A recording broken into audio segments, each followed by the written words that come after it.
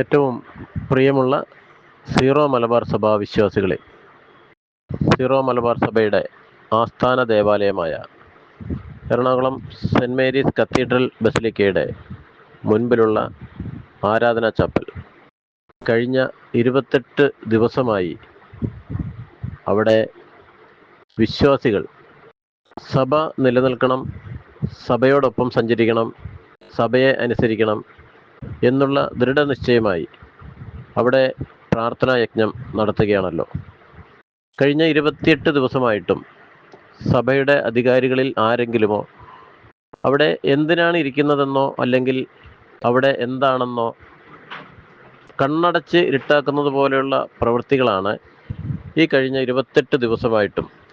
ശരിക്കും സൂചിപ്പിച്ചാൽ കഴിഞ്ഞ 4.5 വർഷമായി എറണാകുളം അങ്കമാലി അതിരൂപതയോടും സീറോ മലബാർ വിശ്വാസികളോടും സഭയോട് ചേർന്ന് നിൽക്കുന്ന വിശ്വാസികളോട് യാതൊരു ദാക്ഷിണ്യവും യാതൊരു ദയയും യാതൊരു അവകാശവും കാണിക്കാതെ തങ്ങൾ ഇട്ടിരിക്കുന്ന കുപ്പായത്തോടും തിരുവസ്ത്രങ്ങളോടും അനാദരവ് കാണിച്ചുകൊണ്ട് ക്രിസ്തുവിൻ്റെ പേരും പറഞ്ഞ് ഇവർ ഇരിക്കുന്ന പോസ്റ്റുകളിൽ യാതൊരു ചലനവും സൃഷ്ടിക്കാതെ അധികാര വടംവലിയോടെ മുൻപോട്ട് നീങ്ങുന്ന ഇവർ, ഈ സഭയുടെ പരമാധികാരികൾ, ക്രിസ്തു അർപ്പിക്കുന്ന ബലിക്ക് പകരം ഇപ്പോൾ ഈ ജൂലൈ 3-ാം തീയതി നാളെ മുതൽ ഒരേ അൾത്താരയിൽ 2 ബലികളാണ് അർപ്പിക്കാൻ കൽപ്പന കൊടുത്തിരിക്കുന്നത്.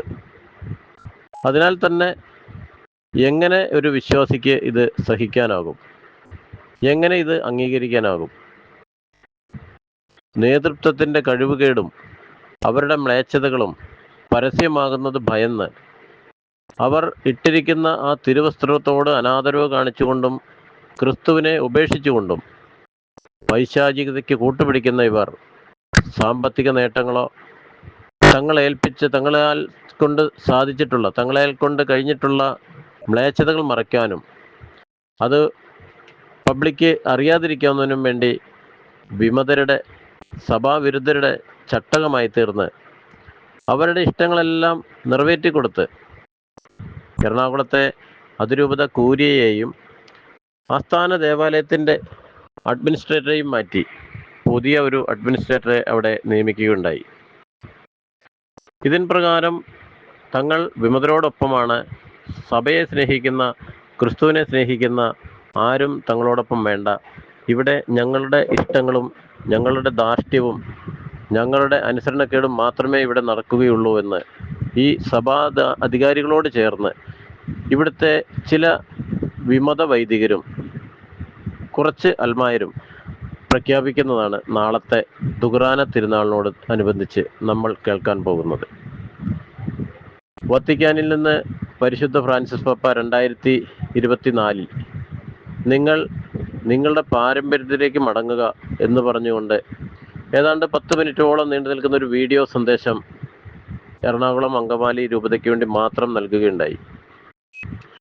ഈ സർക്കുലറിനെയും അദ്ദേഹത്തിൻ്റെ അവസാനത്തെ ആഗ്രഹമായ വീഡിയോ സന്ദേശത്തെയും അവഗണിച്ചുകൊണ്ട് കേരളത്തിൻ്റെ സീറോ മലബാർ സഭയ്ക്ക് അദ്ദേഹം അയച്ച അവസാനത്തെ വീഡിയോ സന്ദേശവും ലോകചരിത്രത്തിൽ ആദ്യമായി അയച്ച വീഡിയോ സന്ദേശവും ഒരു സഭയ്ക്ക് വേണ്ടിയാണെന്നുള്ളത് മറക്കാതെ അതിനെ ധിക്കരിച്ചുകൊണ്ട്, അതിനെ എതിർത്തുകൊണ്ട്, അതിനെ പുല്ലുവില കൽപ്പിച്ചുകൊണ്ട് സഭയുടെ മേജർ ആർച്ച് ബിഷപ്പും സീറോ മലബാർ സഭയുടെ മൗണ്ട് സെൻറ് തോമസിലെ കൂരിയയും അവിടുത്തെ ചാൻസലറും അവിടുത്തെ ഉദ്യോഗ വൃന്ദങ്ങളെല്ലാം ഒന്നടങ്കം പൈശാചിക കെണിയിലാണ് എന്ന് നമ്മൾ തിരിച്ചറിയണം.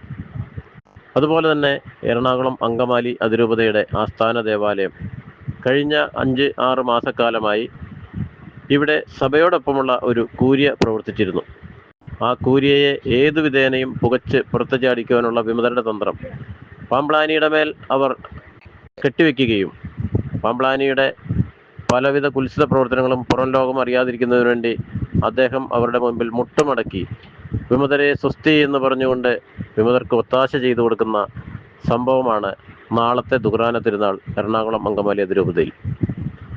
ഇദ്ദേഹം എന്തിനാണോ ആ തിരുവസ്ത്രം അണിഞ്ഞിരിക്കുന്നത് അതിൻ്റെ ഉത്തരവാദിത്വവും അതിൻ്റെ ധാർമ്മികതയും മറന്നുകൊണ്ട് സഭയെ സ്നേഹിക്കുന്ന വിശ്വാസികളെ തെല്ലും വകവയ്ക്കാതെ ആരാധനാ ചാപ്പലിന് മുമ്പിൽ 28 ദിവസമായി പ്രാർത്ഥനാ യജ്ഞത്തോടെ കാത്തിരിക്കുന്ന വിശ്വാസികളെ കണ്ടില്ല എന്ന് നടിച്ചുകൊണ്ട് ഇദ്ദേഹം വിമതരുടെ മുമ്പിൽ മുട്ടുമടക്കിയതിനെ നാളെ വിശ്വാസ വൃന്ദങ്ങൾ ഒന്നടങ്കം ഇവിടെ നടക്കുന്ന ഈ പൈശാചിക പ്രവൃത്തിക്കെതിരെ ശക്തമായി പ്രതിഷേധിക്കുവാൻ എല്ലാ വിശ്വാസികളും തയ്യാറാണ്. കാരണം സഭ ഒന്നേ ഉള്ളൂ, ക്രിസ്തു ഒരു ബലിയെ അർപ്പിച്ചിട്ടുള്ളൂ.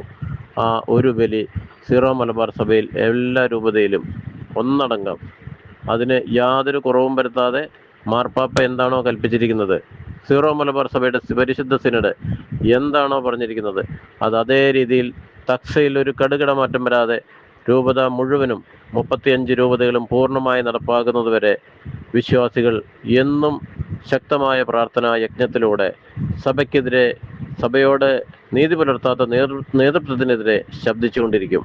ഇന്ന് 28ാമത്തെ ദിവസങ്ങളിൽ ഇവിടെ വരുന്ന ആശംസകൾ അർപ്പിക്കുന്ന എല്ലാവരെയും പ്രാർത്ഥനയോടെ ഓർക്കുന്നു. കൂടുതൽ കൂടുതൽ വിശ്വാസികൾ ഈ ഐക്യദാർഢ്യമായി ഈ പന്തലിലേക്ക് കടന്നു വരുമ്പോൾ സഭയുടെ നേതൃത്വ നിര ഒരിക്കൽ കണ്ണു തുറക്കേണ്ടി വരുമെന്ന് ശക്തമായ മുന്നറിയിപ്പും കൂടെയാണ് ഇവിടെ വന്ന് ആശംസകൾ അർപ്പിക്കാനെത്തുന്ന ഈ ജനക്കൂട്ടം.